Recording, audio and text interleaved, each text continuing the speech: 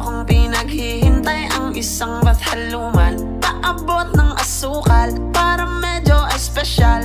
Gusto kong matamis tulad ng ngiti ni mahal. Ngayon all goods na, sakto yung dala kong pera. Pag-ibig ang inabot ng aking 50. Minsan talaga sasang-ayon ang tadhana.